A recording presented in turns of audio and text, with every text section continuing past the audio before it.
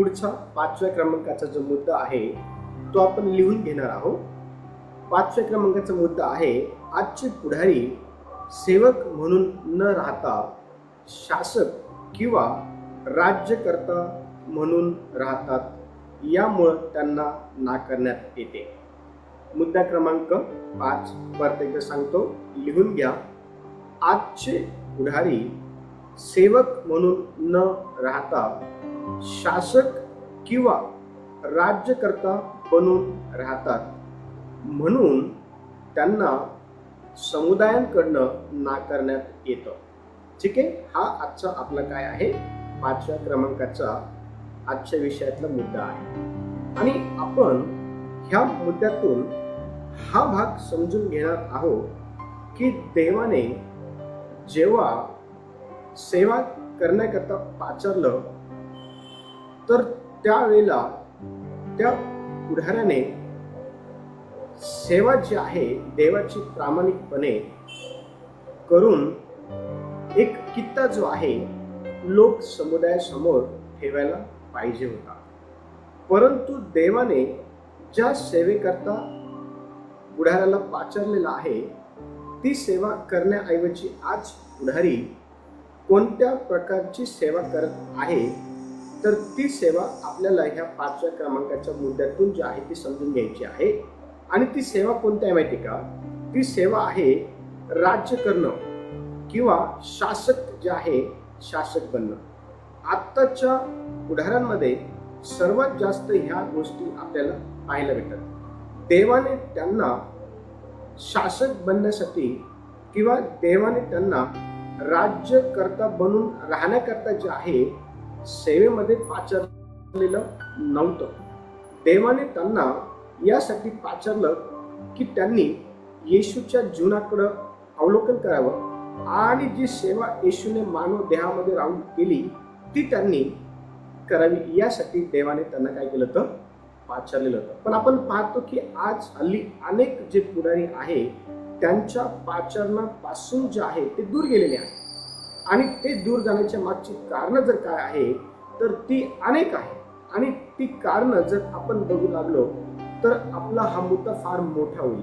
पण येणाऱ्या दिवसांमध्ये आपण हा विषय जो आहे शिकणार आहोत की पुढारी त्यांच्या पाचारणापासून दूर का जात आहे. हा विषय आपण येणाऱ्या दिवसांमध्ये शिकणार आहोत. पण आज आपण हे पाहत आहोत की आजचे जे पुढारी आहे सेवक म्हणून न राहता शासक राज्यकर्ता बनून जे आहे ना राहत आहे, म्हणून समुदायांकडनं त्यांना जे आहे ते नाकारण्यात येत आहे. आणि पवित्र शास्त्र ज्यावेळेला आपण वाचतो तर पवित्र शास्त्र आपल्याला अतिशय स्पष्टपणे महत्वाची गोष्ट जी आहे ना मत्तयाचं पुस्तक 20 अध्याय आणि वचन 26 मध्ये सांगतं. बघा, मत्तयाचं पुस्तक अध्याय 20 आपण काढू आणि वचन 26 जे आहे ते आपण वाचणार आहोत. आणि यातून आपण हे समजून घेणार आहोत की कशा प्रकारे आजचे जे पुढारी आहे हे शासक म्हणून किंवा राज्यकर्ता म्हणून जे आहेत राहत आहे, पण सेवक म्हणून समुदायामध्ये राहत नाही आणि म्हणून समुदायाने त्यांना नाकारलेलं आहे. या संदर्भात वचन काय सांगत आहे पहा. मत्तयाचे पुस्तक 20 अध्याय आणि वचन 26 काय म्हणत आहे.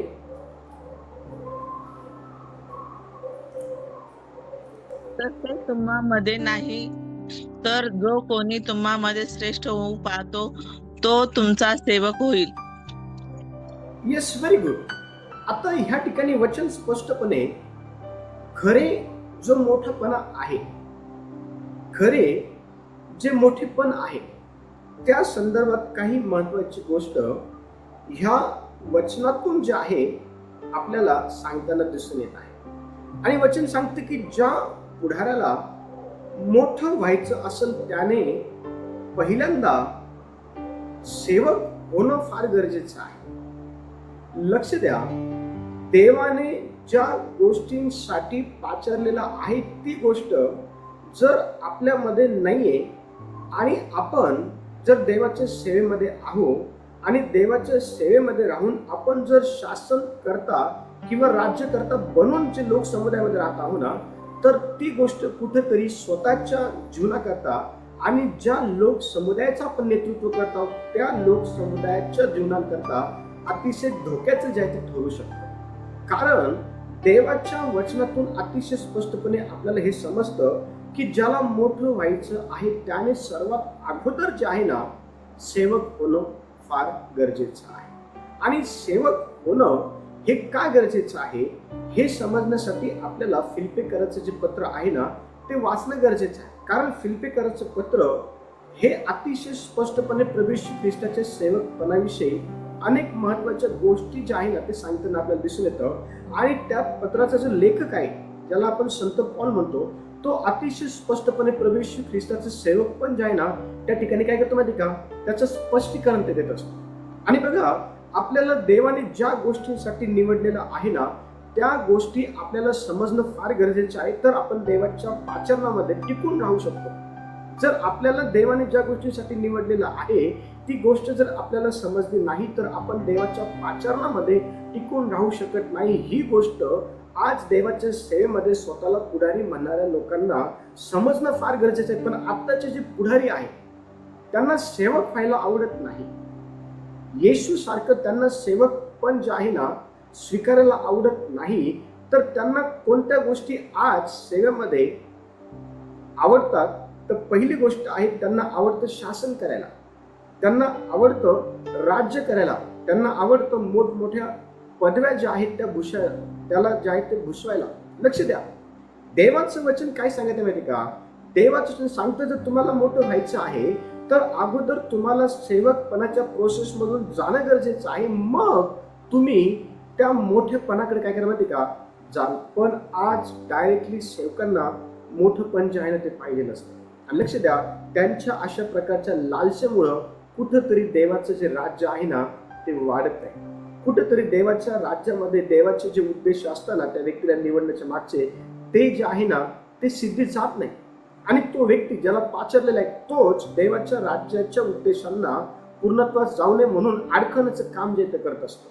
लक्ष द्या, देवाचं वचन ज्या वेळेला आपण स्पष्टपणे वाचतो ना, पहिली इतिहास पहिले राजे 12 अध्याय आणि 8वं वचन जेव्हा आपण वाचतो ना तर ह्या ठिकाणी एक पुढारी आपल्याला दिसतो.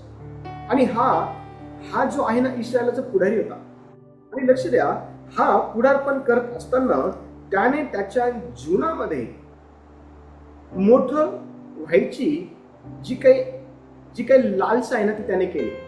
आणि मोठं होण्याची लालसा करत असताना त्या ठिकाणी त्याने कोणत्या प्रकारच्या चुका केल्या हे आपल्याला त्यातून जे आहे ते समजून येतं. बघा, कोणीतरी पहिले राजे 12 अध्याय आणि वचन 8 कोणीतरी काढा.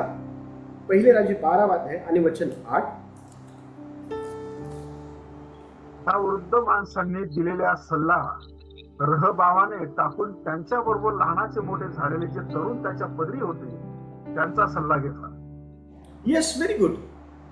लक्ष द्या, ह्या ठिकाणी आपण हा जो रहबाम राजा आहे, हा जो रहबाम पुढारी आहे, ह्याने त्याच्या बरोबर लहानांचे मोठे झालेले जे काही त्याची सोबती आहेत त्यांचा त्यांनी सल्ला, आणि त्याने त्याचा बाप शल्मोन याच्या बरोबर राहत असणारे जे काही वृद्ध लोक आहे ना त्यांचा सल्ला त्याने काय केला माहिती का, नाकारला. आज आपण सेवेमध्ये मोठ्या प्रमाणामध्ये पुढाऱ्याच्या जीवनामध्ये ह्या गोष्टी ज्या आहे ना होताना पाहत आहोत. आणि आज पुढारी वृद्ध लोकांचा सल्ला किंवा अनुभवी लोकांचा जो काही सल्ला आहे किंवा ज्यांच्यामध्ये देवाने कला कौशल्य ठेवलेले आहे अशा प्रकारच्या लोकांचा जो काही सल्ला आहे ना तो आज पुढारी नाकारत आहे. आणि आज पुढारी कोणत्या लोकांचा सल्ला हा घेत आहे माहिती का, जे त्यांच्या जवळचे आहे, जे त्यांच्या ओळखीचे आहे, जे त्यांच्या बरोबर राहतात अशा प्रकारच्या लोकांचा सल्ला ते घेत आहे. आणि तो सल्ला घेऊन ते स्वतःला जे आहे ना सेवक बनवण्याच्या ऐवजी ते स्वतःला शासक बनवत आहे. ते स्वतःला प्रभू येशू ख्रिस्ताच्या पावलावर पाऊल टाकून सेवा करण्याकरता स्वतःला समर्पित करण्याच्या अनुषंगाने सेवक बनण्याच्या ऐवजी ते जे आहे ना राज्यकर्ता जे आहे ते बनत आहे. आणि त्यांच्या अशा प्रकारच्या कृतीमुळे आपण पाहतो की त्यांच्या जीवनामध्ये जे आहे ना त्यांना प्रॉब्लेमचा सामना जो आहे तो फेस करावा लागत आहे. लक्ष द्या, ह्या ठिकाणी हा जो रहबाम नावाचा राजा आहे ना इस्रायलाचा, त्याने त्याच्या बापाबरोबर असलेले जे काही वृद्ध सल्लागार आहेत त्यांचा सल्ला त्याने नाकारला.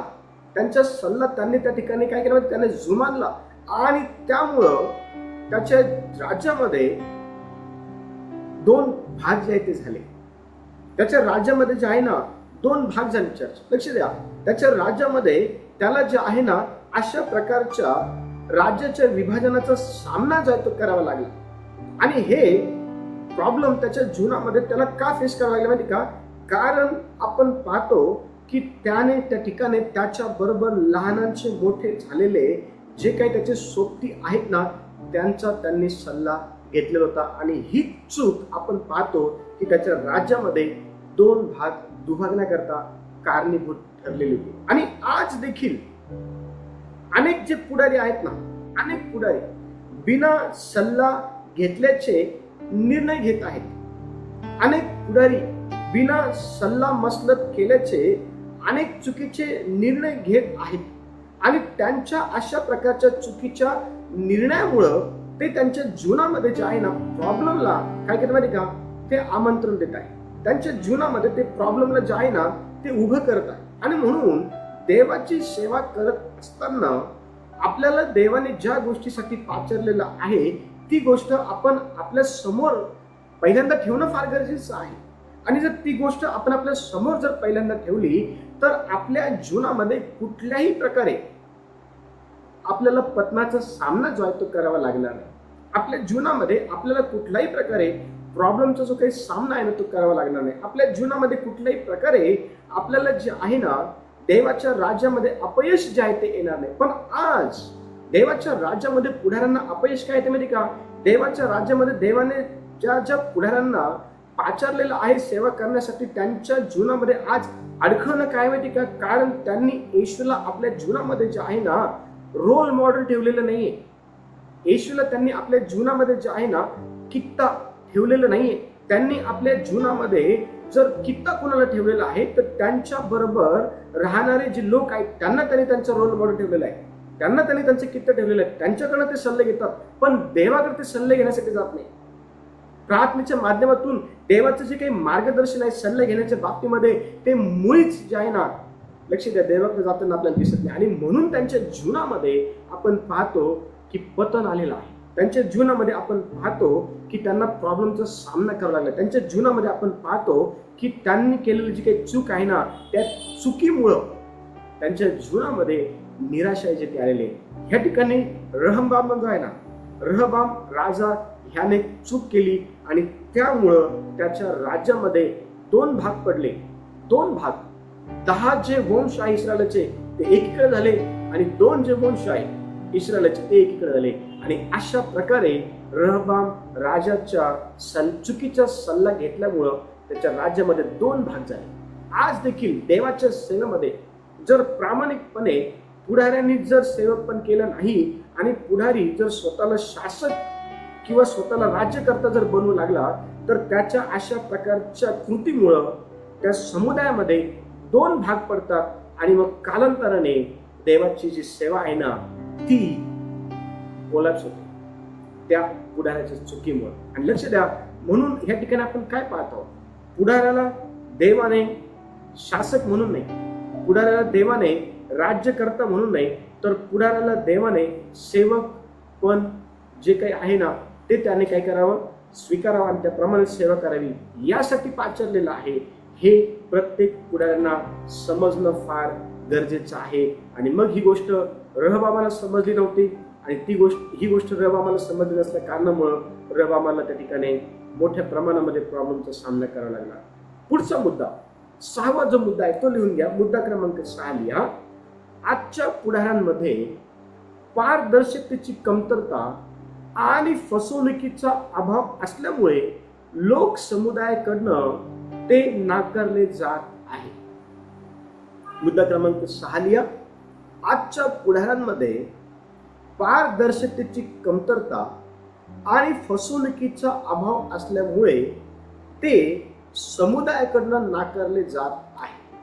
आणि आज मोठ्या प्रमाणामध्ये पुढाऱ्यांमध्ये आपण ह्या दोन गोष्टी पाहतो. जर तुम्ही पुढाऱ्याचं खऱ्या अर्थाने जर तो करत असलेली जी काही सेवा आहे तिचं जर परीक्षण केलं किंवा त्या सेवेचं जर अवलोकन जर केलं तर तुम्हाला जास्तीत जास्त पुढारी हे पारदर्शकतेमध्ये मोठ्या प्रमाणात कमतरतेने भरलेले तुम्हाला दिसून येते. आणि त्याबरोबरच अनेक जे पुढारी आहे ना त्यांच्यामध्ये फसवणुकीचा स्वभाव हा काम करत असताना तुम्हाला दिसून येईल. आणि ही पुढारी कुठे आहे माहिती का? जगातल्या पुढाऱ्यांसंदर्भात मी बोलत नाहीये. मी बोलत आहे देवाच्या सेवेमध्ये सेवा करणाऱ्या पुढाऱ्यांसंदर्भात. त्यांच्यामध्ये पारदर्शकतेची कमी आहे. देवाची सेवा करत असताना त्यांच्यावरती जो काही भार देवाने टाकलेला आहे, जी काही जबाबदारी देवाने त्यांच्यावर टाकलेली आहे, ती जबाबदारी ते पारदर्शकतेनुसार पार पाडत नाहीये. आज अनेक गोष्टी देवाच्या सेवेमध्ये लपवल्या जात आहेत. येणाऱ्या दिवसांमध्ये कोणकोणत्या गोष्टी ह्या पुढाऱ्यांच्या माध्यमातून देवाच्या सेवेमध्ये लपवल्या जात आहे याविषयीचं बारकाईने अध्ययन जे आहे ते आपण करणार आहोत. लक्ष द्या, आज ते पुढारी आहे ना देवाच्या सेवेमध्ये आहे, परंतु देवाच्या सेवेमध्ये राहत असताना त्यांच्यामध्ये देवाचा स्वभाव नसलेला आपल्याला पाहायला भेटतो. मग त्यांच्यामध्ये कोणता स्वभाव आहे तर देवाच्या सेवेत सेवा करत असताना जास्तीत जास्त ते फसवणुकीच्या स्वभावाने सेवा करत आहेत आणि अनेकांना ते फसवत आहेत. पवित्र शास्त्र अतिशय स्पष्टपणे ह्या पुढाऱ्यांविषयी आपल्याला शिकवतं. ज्या वेळेला आपण नीतिसूत्राचे पुस्तक 12 अध्याय आणि वचन 22 वाचतो ना तर त्या वचनामध्ये अतिशय स्पष्टपणे सलमान राजा काही महत्वाच्या गोष्टी ज्या आहे ना पुढारी कशा प्रकारे असत्य बोलून इतरांना फसवतात याविषयी तो लिहित आहे. पहा काय म्हणतात ते वचन. नीतिसूत्रे 12 अध्याय आणि वचन 22 काय म्हणत आहे? असत्यवाणी परमेश्वराला वीट आणते, परंतु सत्याने वागणारे त्याला आनंद देतात. Very good. बघा वचन किती स्पष्टपणे सांगत आहे की जो पुढारी असत्य बोलतो, जो पुढारी खोटं बोलतो, जो पुढारी फसवणूक करतो, जो पुढारी पारदर्शकता जी आहे ते ठेवत नाही त्याच्या कारभाराला घेऊन, अशा प्रकारच्या पुढाऱ्यांचा परमेश्वर देवाला वीट येतो. आणि आज अनेक पुढारी आपण पाहतो की खरं बोलण्याऐवजी खोटं बोलण्यामध्ये जास्त जे काही रस आहे ना ते ठेवतात. अनेक पुढारी खरं बोलण्याऐवजी खोटं बोलणं जे आहे ते पसंत करतात. आणि ते खोटं का बोलतात माहिती का? कारण खोटं बोलल्या असल्या कारणामुळं त्यांचा काहीतरी फायदा होत असतो किंवा काहीतरी त्यांना लपवता येत असतं किंवा कोणाला तरी त्यांना फसवता येत असतं, म्हणून ते खोटं बोलण्यामध्ये जास्त आनंद जे आहे ते घेत असतात. आणि अशा प्रकारच्या पुढाऱ्यांचा परमेश्वर देवाला जो आहे ना वीट येतो. अशा प्रकारचे जे पुढारी आहेत ना हे मुळीच परमेश्वर देवाला आवडत नाही. आणि पवित्र शास्त्रामध्ये असे अनेक पुढारी आहेत, त्यांच्या जर सेवेचं अवलोकन जर आपण केलं तर आपल्याला त्यांच्या सेवेतून ते फसवणुकीने देवाची सेवा करत आहे हे दिसून येईल. ते खोटं बोलून देवाची सेवा करत आहे हे दिसून येईल. ते अनेक लोकांकरता अडखणाचं कार्य जे आहे ते करत आहे हे त्यांच्या सेवेतून दिसून येईल. लक्ष द्या, देवाने सेवा करत असताना प्रत्येक सेवकाला पारदर्शकतेने राहून सेवा करण्याकरता पाचारलेला आहे. देवाने प्रत्येक पुढाऱ्याला सेवा यासाठी दिलेला आहे की त्याने सेवा ही प्रामाणिकपणे सत्याच्या मार्गाने करून देवाला प्रसन्न करावं. फसवणुकीच्या मार्गाने सेवा करून देवाचं कोप किंवा देवाचं अनिष्ट किंवा देवाचा नाश जो आहे तो ओढून घ्यावा यासाठी देवाने पाचारलेलं नाहीये. पण अनेक पुढारी सेवेमध्ये, देवाच्या सेवेमध्ये नवल आहे, विशेष आहे. फार विशेष वाटते की देवाच्या सेवेमध्ये आज अनेक पुढारी अशा प्रकारे आपण पाहतो की फसवणुकीच्या स्वभावाने, पारदर्शकतेच्या कमतरतेच्या ना गोष्टींनी भरून देवाची सेवा करत आहे. आणि अशा पुढाऱ्यांचं परमेश्वराला वीट येतो. परमेश्वर देव अशा प्रकारच्या पुढाऱ्यांना जे आहे ना उभं पण करत नाही. लक्ष द्या. आणि अशा प्रकारचे पुढारी पवित्र शास्त्रामध्ये अनेक आहेत. पण आपण काही ठराविक पुढारी आपण पाहणार आहोत, ज्या पुढाऱ्यांना आपण प्रेषणांचं पुस्तक 5वा अध्याय आणि 1 ते 11 मध्ये पाहतो. हे नवीन कराराच्या मंडळीतले पुढारी होते. ह्यांना खऱ्या अर्थाने देवाविषयीची पुरेपूर जे आहे ना माहिती होती. यांनी पुरेपूर देवाच्या आत्म्याचा जो आहे ना अनुभव घेतलेला होता. देवाच्या कार्याचा अनुभव यांनी घेतलेला होता. आणि हे जे पुढारी आहे ना, हे नवीन करारातले पुढारी आहे, ज्यांचं नाव हनन्या आणि सफेरा आहे. लक्ष द्या, ह्या हनन्या आणि सफेरानी आणि यहुदा इस्करियोत यांनी काय केलं माहिती का? यांनी देवाला आणि लोकांना फसवलं. यांनी जे आहे ना देवाला आणि लोकांना फसवलं. आणि त्यांच्या अशा प्रकारच्या फसवणुकीच्या कृत्यामुळं लोक समुदायांकडनं त्यांना नाकारण्यात आलं. हो, आपण ज्या वेळेला हा वृत्तांत वाचतो ना, तर अतिशय स्पष्टपणे आपल्याला हे पाहायला भेटते की हनन्या ज्या वेळेला देवाचा सेवक पेत्र याच्या समोर उभा राहिला आणि पवित्र आत्म्याच्या प्रेरणेने हनन्याला ज्यावेळेस प्रश्न विचारत आला की हनन्या, जमीन इतक्यालाच विकली आहे का? त्या ठिकाणी हनन्याने देवाला फसवलं. हो, इतक्यालाच जमीन विकलेली आहे. त्या ठिकाणी हनन्याने देवाचा सेवक पेत्र आणि त्या ठिकाणी असलेले इतर जे काही विश्वासणारे आहेत त्यांना देखील त्याने फसवलं. हो, इतक्यालाच जमीन विकलेली आहे. आज देखील अनेक पुढारी मंडळांमध्ये, चर्चेसमध्ये, संस्थांमध्ये अनेक पुढारी देवाच्या सेवेमध्ये जे आहे ना देवाला फसवत आहे आणि लोकांनाही फसवत आहे. पण लक्ष द्या, एक दिवस जी काही फसवेगिरी आहे पुढाऱ्यांनी केलेली ती देव उघडकीस आणत. याची फसवेगिरी ह्या ठिकाणी पवित्र आत्म्याच्या साहाय्याने जे आहे ना उघडकीस आणण्यात आलेली होती. देवाचा सेवक त्याला म्हणाला की देवाच्या आत्म्याची लबाडी तू का करत आहे? बघा, वचन पुढे वाचल्यानंतर वचन सांगतं की हनन्याने त्या ठिकाणी आपला प्राण सोडला. लोकांनी त्याला उचललं आणि बाहेर नेऊन पुरलं. तितक्यात त्याची पत्नी येत आहे, सफेरा. हो, तिला पण तोच प्रश्न विचारला होता जो प्रश्न तिच्या नवऱ्याला थोड्या वेळापूर्वी विचारण्यात आलेला होता. काय तुम्ही इतक्याला जमीन विकली का? तिने देखील आपल्या पतीसारखंच देवाला आणि त्या ठिकाणी लोक समुदायाला आणि देवाच्या सेवकाला फसवण्याचं काम केलं. आणि देवाचा सेवक आत्म्याच्या प्रेरणेने तिला म्हणाला की तुझ्या नवऱ्याला पुरणाऱ्या लोकांची पाय दाराजवळ आहे. लक्ष द्या, पुढाऱ्याला देवाने यासाठी पाचारलेलं आहे की त्याने प्रामाणिकपणे देवाची सेवा ही करून देवाला संतोष व्हावं, देवाला आनंद द्यावा, देवाचे जे काही मनोगत आहे ते सिद्धीस न्यावे, देवाची सेवा वाढवावी, नाश होणाऱ्या लोकांचं जे आहे ना त्या ठिकाणी उद्धार व्हावा. हो, लोकांच्या जीवनामध्ये खरी शांती यावी, लोकांना खऱ्या देवाची ओळख व्हावी, लोकांना देवाचं वचन जे आहे ते सांगितलं जावं, लोकांसाठी प्रार्थना ज्या ते केल्या जाव्या, लोकांना पवित्रतेमध्ये मार्गदर्शन जे आहे ते करण्यात यावं. या सर्व गोष्टी याच्यापेक्षा जास्त ज्या प्रभू येशू ख्रिस्ताने केल्या ना, हो, त्या गोष्टी करण्यासाठी देवाने पुढाऱ्याला पाचारलेला आहे. पण आत्ताचे पुढारी देवाची सेवा करण्याऐवजी काय करते माहिती का? आत्ताचे पुढारी हे त्यांच्या कामाला घेऊन हिशोब देत नाही. का देत नाही माहिती का? कारण चोऱ्या त्यांनी केलेल्या असतात. त्यांच्या कामाला घेऊन ते हिशोब देत नाही. का माहिती का? कारण त्यांनी फसवणुकीची कामं केलेली असतात. देवाच्या सेवेमध्ये अनेक फ्रॉड त्यांनी केलेले असतात. ह्या पती पत्नींनी फ्रॉड केले, यहुदा इस्करियोत याने फ्रॉड केले.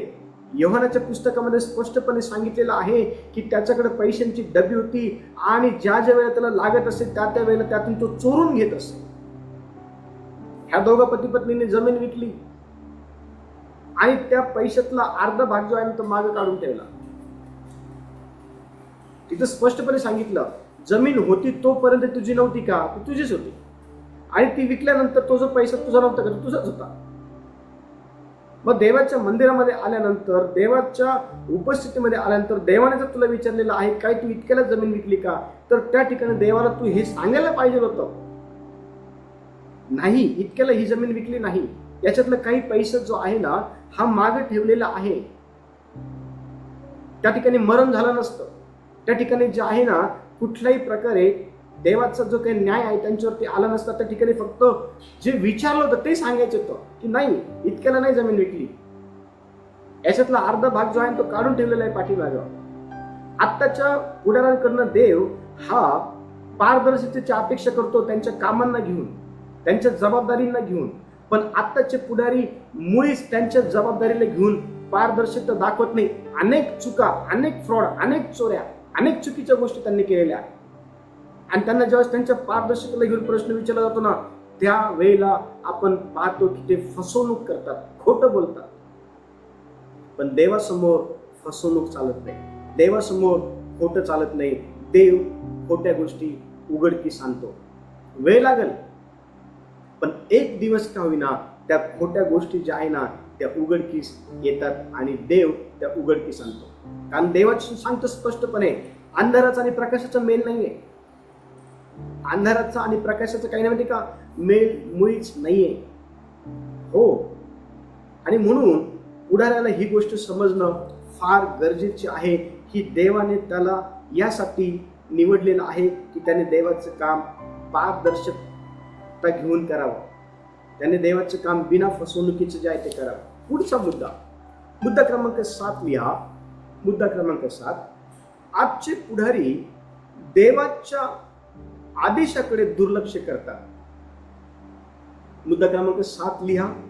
आजचे पुढारी देवाच्या आदेशाकडे दुर्लक्ष करतात. आणि कशा प्रकारे ते देवाच्या आदेशाकडे दुर्लक्ष करतात हे वाचण्यासाठी, हे समजून घेण्यासाठी आपण स्तोत्र संहिता 81 आणि 11 आणि 12 वचन वाचणार आहोत. त्या ठिकाणी काय म्हणत आहे,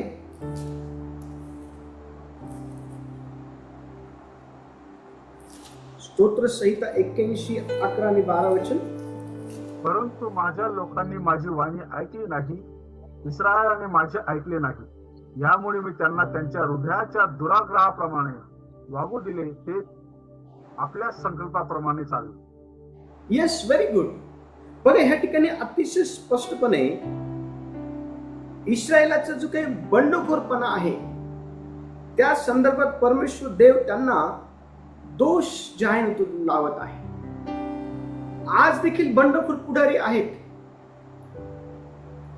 हो, आणि ते कशा प्रकारे देवाच्या सेवेमध्ये बंड करता माहिती का, देवाच्या आदेशाकडे दुर्लक्ष करून ज्या गोष्टी देवाने करण्यासाठी सांगितलेल्या आहे ना त्या गोष्टी जशाच्या तशा करण्याऐवजी त्यामध्ये अनेक भेसळता जी आहे ती करत आहे. देवाच्या राज्यामध्ये पुढारी कशा प्रकारची भेसळ ही करत आहे हा विषय आपण शिकणार आहोत. आपण हा संपूर्ण महिना जो आहे ना पुढाऱ्यांविषयी शिकणार आहोत. लक्ष द्या, कारण आपल्याला जागरूकता आपल्या आध्यात्मिक जीवनामध्ये आणणं फार गरजेचं आहे. देवाच्या वचनाचं तंतोतंत अध्ययन करून आज अनेक जे पुढारी आहेत ना देवाने त्यांना सेवा करण्यासाठी निवडलं आणि ते देवाची सेवा सुरुवातीच्या दिवसांमध्ये अनेक प्रामाणिकपणे करू लागले. पण कालांतराने ते त्यांच्या पाचरणापासून बहकले आणि कशा प्रकारे त्यांनी बहकून देवाच्या आदेशाकडे दुर्लक्ष केलं हे आपल्याला त्यांच्या सेवेचं बारकाईने अवलोकन केल्यानंतर समजून येतं. देव ह्या वचनातून अतिशय स्पष्टपणे आपल्याला हे सांगताना दिसून येतं की परंतु माझ्या लोकांनी माझी वाणी ऐकली नाही. लक्ष द्या, आज पण देवाचे जे काही निवडलेले लोक आहे, देवाची सेवा करणारे जे काही पुढारी आहे, लीडर्स आहे, पाचारलेले लोक आहे ना ते देवाचं ऐकत नाहीये. देवाच्या आदेशाकडं, देवाच्या वाणीकडं, देवाच्या गोष्टींकडं दुर्लक्ष करत आहे. हो, आज देखील आणि देवाच्या गोष्टीकडे दुर्लक्ष करणाऱ्या त्या पुढाऱ्यांना, त्या सेवकांना, त्या लोकांना देव पण नाकारतो. कारण ह्या ठिकाणी वचन सांगत आहे की परमेश्वर सांगतं की ह्यामुळे त्यांना मी त्यांच्या हृदयाच्या दुराग्रहाप्रमाणे वागू दिलं. ते आपल्याच संकल्पाप्रमाणे चालले, देवाच्या संकल्पाप्रमाणे नाही, देवाच्या वचनाप्रमाणे नाही, देवाच्या इच्छेप्रमाणे नाही. ते त्यांच्या स्वतःच्या इच्छेप्रमाणे, स्वतःच्या संकल्पाप्रमाणे, स्वतःच्या बुद्धीने ते जे आहे ना चालले, आणि म्हणून देवाने त्यांना नाकारला. आणि आज देखील अनेक पुढारी स्वतःच्या बुद्धीप्रमाणे चालतात. अनेक पुढारी स्वतःच्या संकल्पाप्रमाणे चालतात. अनेक पुढारी हे त्यांच्या बरोबरच्या लोकांच्या सल्ल्याच्या द्वारे चालतात, पण देवाच्या सल्ल्याच्या द्वारे चालत नाही, देवाच्या वचनाच्या द्वारे चालत नाही. का नाही माहिती का चालत ते? कारण देवाचं वचन हे कुठेतरी त्यांना त्यांच्या फायद्याच्या गोष्टी करण्यापासून रोखतं. म्हणून देवाचं वचन त्यांना फसवेगिरी करू देत नाही, देवाचं वचन त्यांना खोटं बोलू देत नाही, देवाचं वचन त्यांना एखादी गोष्ट लपवू देत नाही. म्हणून तर ते देवाच्या वचनाप्रमाणे चालत नाही, म्हणून तर देवाच्या आदेशाकडे दुर्लक्ष करतात, म्हणून तर देवाच्या वचनाकडे दुर्लक्ष करतात, म्हणून तर ते देवाच्या सेवेकडे, देवाच्या गोष्टींकडे दुर्लक्ष करतात. पण लक्ष द्या, देव पण त्यांच्याकडे दुर्लक्ष करतो, हे ह्या वचनातून समजून येतं. कारण वचन स्पष्टपणे सांगतं. ज्या वेळेला आपण पहिले शमूएल 2 अध्याय आणि 29 पासून तर 39 वचन वाचतो ना, त्या ठिकाणी आपल्याला 2 मुलं पाहायला भेटतात. आणि ते कुणाची माहिती का? ते एलीची मुलं आहे. हो, हफने आणि फिनास हे एलीची मुलं आहे. आणि तुम्हाला माहिती का, एलीच्या मुलांनी देवाच्या आदेशाकडे दुर्लक्ष केलेलं होतं, देवाच्या वचनाकडे दुर्लक्ष केलं होतं, देवाच्या नियमांकडे दुर्लक्ष केलेलं होतं. ज्या गोष्टी करण्यासाठी देवाने त्यांना निवडलेलं होतं त्या गोष्टी करण्याऐवजी त्यांनी देवाच्या मंदिरामध्ये अपवित्रता जी आहे ती फैलवली, देवाच्या मंदिरामध्ये पाप त्यांनी फैलवलं. बघा, वचन वाचू आपण कोणीतरी पहिले शमूएल 2 अध्याय आणि 29 पासून तर 39 वचन वाचा. 2 अध्याय पहिले शमूएल आणि 29 पासून 39 वचन. माझ्या मंदिराची जी होम अर्पणे व अन्न अर्पणे अर्पण करण्याची मी आज्ञा दिली आहे, त्यांना तुम्ही का लाथ मारता? आणि माझे इस्रायल लोक यांनी केलेल्या अर्पणांपैकी सर्वोत्तम अर्पणे खाऊन तुम्ही लट्ट व्हावे म्हणून तू आपल्या पुत्रांचा माझ्याहून अधिक आदर का करीत आहेस? यास्तव इस्रायलचा देव परमेश्वर म्हणतो, तुझ्या घराणे व तुझ्या बापाचे घराणे माझ्या समोर निरंतर चालू राहील असे मी म्हटले होते खरे, पण आता परमेश्वर म्हणतो, असे माझ्या हातून न घडो. कारण जे माझा आदर करतात त्यांचा मी आदर करीन, आणि जेव्हा तुच्छ मानतात त्यांचा अवमान होईल. कुठपर्यंत वाचायचं बघा? 32 पर्यंत वाचा. पहा, मी तुझा बाहू व तुझ्या पितृकुळाचा बाहू उच्छेदीन व तुझ्या घरी कोणीही वृद्ध माणूस सापडायचा नाही. असे दिवस येत आहेत. देवाने इस्रायल लोकांचा कितीही उत्कर्ष केला तरी माझ्या घराची दुर्दशा तू आपल्या डोळ्यांनी पाहशील. तुझ्या घराण्यात कोणीही म्हातारपण पाहणार नाही. Yes, very good. आता बघा, ह्या ठिकाणी आपण काय पाहतो की एली जो आहे ना, एलीने त्याच्या पुत्रांना देवाच्या मंदिरामध्ये जे काही चुकीचं आहे ते करताना पाहिलं, नंतर पण त्याने त्यांना अडवलं नाही. एलीचं काम होतं की आपल्या मुलांना देवाने ज्या गोष्टी करायला सांगितलेल्या आहे त्या करायला लावणं, आणि ज्या गोष्टी करायला सांगितलेल्या नाहीये त्या करण्यापासून रोखणं. हे एलीने त्याच्या पुत्रांना सांगायला पाहिजे होतं, कारण ते पुढारी होते. आणि वचन स्पष्टपणे आपल्याला हे सांगते की परमेश्वर देव त्या ठिकाणी त्यांना काही गोष्टी सांगत आहे की माझ्या मंदिरामध्ये होमार्पण, अन्नार्पण अर्पण करण्याची मी आज्ञा दिली आहे, त्यांना तुम्ही काय करता माहिती का? लाथ मारता. बघा, देवाच्या सेवेमध्ये चुकीच्या गोष्टी करणं म्हणजे देवाचा जो काही न्याय आहे त्याला आपल्या जीवनामध्ये आमंत्रण देणं. आणि ह्या ठिकाणी ह्या एलीच्या 2 पुत्रांनी देवाच्या मंदिरामध्ये अपवित्रता जी आहे ती पसरवलेली होती. देवाच्या मंदिरामध्ये ह्यांनी देवाचं ऐकलं नाही, देवाच्या गोष्टींकडे यांनी दुर्लक्ष केलं, ह्यांनी स्वतःच्या गोष्टीकडे लक्ष दिलं. हे खाऊन पिऊन लठ्ठ झाले. जे देवाचं आहे ते देवाला देण्याऐवजी हे स्वतः खायचे प्यायचे लठ्ठ व्हायचे. आज देखील अनेक पुढारी अशा प्रकारच्या चुका करत आहेत. लक्ष द्या, प्रभू येशू ख्रिस्ताला प्रश्न विचारण्यात आला, कैसराला कर देणं योग्य की अयोग्य.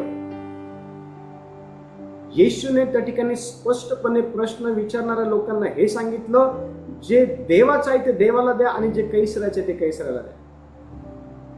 पण आताचे पुढारी देवाचं घेऊन टाकतात, देवाला देत नाही. आणि आताच्या पुढाऱ्यांना देवाच्या सेवे संदर्भामध्ये जर विचारणा केली तर उडवाउड चित्र देतात, फसवणूक करतात, देवाच्या आदेशाचं उल्लंघन करतात. पण लक्ष द्या, परमेश्वर देव हा एक दिवस न्याय करल, हे ह्या वचनातून आपल्याला समजून येत आहे. एलीच्या दोन्ही पुत्रांचा जो आहे ना, देवाने त्या ठिकाणी न्याय केला. आज देखील अनेक पुढारी आज देखील देवाच्या आदेशाकडे, देवाच्या वचनाकडे, देवाच्या सेवेकडे दुर्लक्ष करून स्वतःची मनमानी करत आहे. देवाचं ऐकत नाहीये, देवाच्या लोकांचं ऐकत नाहीये. मनाला वाटेल तशा प्रकारचा कारभार देवाच्या सेवेमध्ये स्वतःच्या संकल्पाप्रमाणे करत आहे, चालवत आहे. देवाची इच्छा जाणली नाही, देवाला प्रार्थनेमध्ये विचारपूस केली नाही. कोणतीही गोष्ट करण्याऐवजी स्वतःच्या बुद्धीवरती अवलंबून राहिलेले आहे. कोणतीही गोष्ट करण्याऐवजी स्वतःच्या सोबत असलेले जे काही सोबतीचे आहेत त्यांना विचारून ती गोष्ट करण्यात आलेली आहे. लक्ष द्या, देवाला अशी सेवा मान्य नाहीये. देवाला कोणती सेवा मान्य माहिती का? पवित्र शास्त्रामध्ये लिहिण्यात आलेल्या वचनाला धरून, देवाला विचारून करण्यात आलेल्या सेवेला देव मान्यता देतो. आणि आज अनेक पुढाऱ्यांनी त्यांच्या जीवनामध्ये लोक समुदायांकडनं जे आहे ना, नकार जो आहे तो मिळवलेला आहे. अनेक पुढाऱ्यांनी आज लोक समुदाय हा पुढाऱ्यांना का नाकारत माहिती का? कारण त्यांच्यामध्ये अहंकार आहे. ते स्वतःला उंच करण्याचेच गोष्टी ज्या आहे ना नेहमी करत असतात. आज लोक समुदाय हा पुढाऱ्यांना का नाकारतो माहिती का? कारण त्यांच्यामध्ये न्याय आणि सत्य गोष्टी ज्या आहे ना त्यांच्यामध्ये नाही, त्याकडे ते दुर्लक्ष करतात, म्हणून ते नाकारले जात आहे. आज पुढाऱ्यांमध्ये जे आहे ना, देवाच्या इच्छेला प्राधान्य देण्याऐवजी स्वतःच्या इच्छेला प्राधान्य देते. देवाच्या इच्छेला दुय्यम स्थान, काही ठिकाणी देवाच्या इच्छेला स्थानच नाही, म्हणून ते लोक समुदायाकडनं नाकारला जात आहे. आज पुढारी का नाकारला जात माहिती का? कारण ते पाप लपवतात, जबाबदारीपासून पळ काढतात, जबाबदारी झटकून टाकतात, म्हणून ते नाकारले जात आहे. ते शासक बनत आहे सेवक बनण्याऐवजी, ते राज्यकर्ता बनत आहे सेवक बनण्याऐवजी. येशू शासक नव्हता ह्या जगामध्ये राहत असताना, मनुष्य रूप धारण करून आला त्यावेळेला. येशू हा सेवक होता. हो, योहानाच्या पुस्तकामध्ये त्याने स्पष्टपणे सांगितलं, तुम्ही मला गुरु व स्वामी ठीक म्हणता, कारण मी तसंच आहे. जसं मी तुमच्यासाठी केलं तसंच तुम्ही इतरांसाठी करा. एक खरं सेवक पण काय माहिती का? येशूच्या जीवनाकडे बघणं आणि शिकणं आणि त्याप्रमाणे करणं. पण आताचे पुढारी जे आहे ना, लक्ष द्या, आताचे पुढारी सेवक बनणं कमी, शासक बनणं जास्त पसंत करतात. सेवक बनणं कमी, राज्यकर्ता जास्त बनणं पसंत करतात. आताचे जे पुढारी आहे ना, त्यांच्यामध्ये पारदर्शकता नाही, त्यांच्या कामामध्ये फसवणूक आहे, त्यांच्या जीवनामध्ये.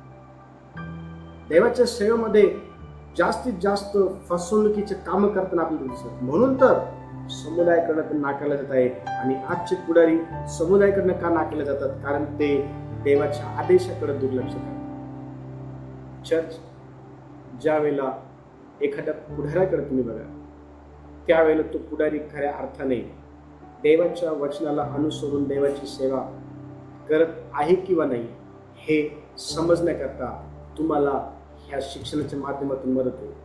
तुम्हाला देवाच्या वचनाच्या अध्यायातून जे आहे ते मदत होईल. ज्या वेळेला तुम्ही एखाद्या पुढाऱ्याला बघाल त्या वेळेला तो पुढारी खऱ्या रीतीने देवाची सेवा करण्याकरता देवाच्या सेवेमध्ये आहे का तो स्वतःच्या गोष्टी पूर्ण करू पाहण्याकरता देवाच्या सेवेमध्ये आहे, याच्यातला फरक तुम्हाला कळल आणि तुम्ही त्या पुढाराच्या अतिशय जवळ जाल. जो देवाचा सेवक असेल, नाही तर तो देवाचा सेवक नसेल पण देवाच्या सेवेमध्ये असेल, पण त्याच्या स्वतःच्या गोष्टी पूर्ण पाहत असेल तर तुम्ही त्याच्यापासून लांब जाल.